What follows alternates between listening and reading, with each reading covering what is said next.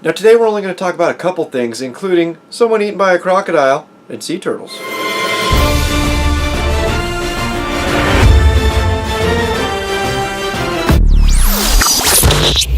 What's up, everyone? Now today we're going to start, we got a short one for you today. We're going to start in Indonesia, where apparently on Friday a scientist at a laboratory was eaten by a 17-foot crocodile. Now apparently she wasn't found for some time until other co-workers saw something floating in the water, and upon further investigation realized that it was parts of their missing colleague. Now up until this recording, authorities are still looking for the owner of the crocodile, who hasn't been seen since this happened, and what they want to do is they want to determine, number one, they feel like he should acknowledge this accident, which, okay, fine. Number two, they want to determine whether he was properly licensed to have this crocodile, as well as some other exotic pets being kept at the facility. Now, at face value, at first I thought this was, it was tragic. She was feeding the crocodile, and I'm not a crocodile expert, but they did say that it's believed that the crocodile jumped up the 8-foot wall and grabbed a hold of her and pulled her in. I don't know how possible that is. It sounds kind of fishy, but again, I'm not a crocodile expert. It could be very, very, very possible. But then in another news story, and I'll show you the picture. I'm not going to show you the other pictures because, I don't have to worry about demonetization because I don't have any, but I don't want to show those kind of pictures. But I found another agency doing the same story, and they were showing actual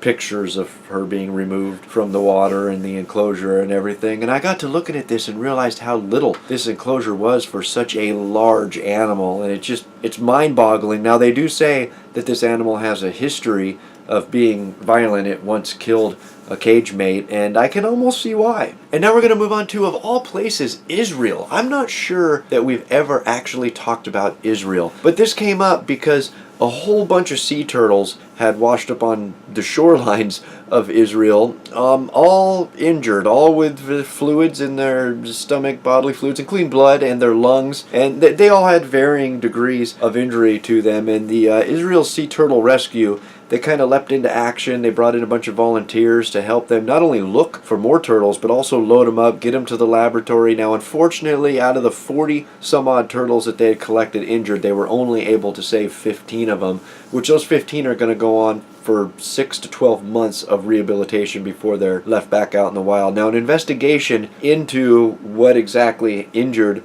these sea turtles points the finger at Italy for some explosions that they had set off looking for drilling sites for oil and natural gas. Now they're obviously saying there are many other factors that go into the fate of these turtles in our world today, but it really looks like the finger is being pointed at Italy right now, which, I don't want to pick on Italy, I don't want to pick on America or anybody in particular, but I think it just goes to show the devastation that our way of life has on Mother Nature. And it's beyond me, and again, I'm not a scientist or anything, I'm just a normal person like most of you watching this right now, and I ask myself, why are we still using oil and natural gas? Obviously, I understand my truck outside uses oil, my home uses being heated with natural gas right now, but it seems to me, in a day and age where we are dabbling in virtual reality, we have space travel, and all these other fancy self-driving cars and everything, that we can probably figure out a better way to do things if we really put our mind to it. And I gotta think the right people in the right places are writing checks in the right amount to kind of keep us stuck in this, what I would call an energy crisis, even though we're not technically in an energy crisis. I think as far as Mother Nature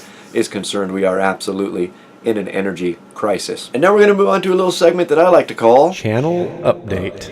Now, unfortunately, this little channel update might be a little bit longer than the actual news because there wasn't a whole lot to talk about today. So we're going to jump right into it, and I will mention right off that I'm well aware, you don't have to send me an email, that I did not post a video on Monday. And to be 100% honest, it just totally slipped my mind.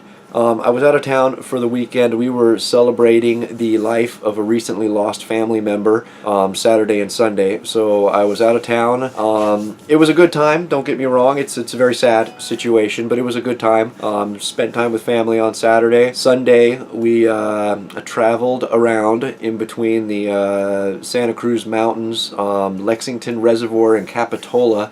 Checked out some cool trails. I did look for some salamanders and stuff. Didn't find anything. at all, really. It was a beautiful day down there, great for hiking around, but it was very muddy because it recently stormed. So that is why I got back into town kind of early-ish, mid-ish afternoon on Sunday, and I just took Monday and recuperated, and I didn't even think until Monday night that I had lost so much track of time from traveling, even though it was only like a 6-hour round trip drive, but I had lost so much track of time I didn't even realize that I forgot to record. So that is why I forgot to record. And I will mention once really quick before we go that I do have a Patreon account. If you'd like to be one of my patrons, check out on the website on the right hand side column. It's actually right. I'll show you. So it is right there, Patreon. I also started a GoFundMe to help with research and development and camera equipment and stuff like that. So anybody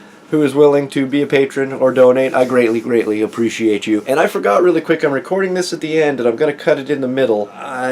So I posted a poll to the Daily Reptile News Facebook page. Wanted to know if you guys want to keep this channel just news or reptile everything. Now I posted a reptile vlog where I tried to get a couple female leopard geckos to breed. Yes, I know how stupid that sounds. It felt as stupid as it was. I didn't properly sex them before putting them together. But anyway, I just sent it. I just put it on the internet and said, what the hell. We always make mistakes. It happens. So I'm curious to know if you guys would like to see other reptile related content on this channel, stuff like that, or if I should keep this channel news and keep all that other stuff separate. Now right now, I'll let you know that the polls are saying that you guys, or the people that voted, at least want all reptile related stuff on this channel, not just news. So you let me know. You can check out the poll on the Daily Reptile News Facebook page, or you can tell me right down below. And that, my friends, is all your news for this Wednesday. If you'd like to read any more about these stories, those links are right down below here in the description. And as always, if you're still watching, my name is Jason White. Now you know what's going on in the reptile world. Be good to each other, and we'll see you Friday.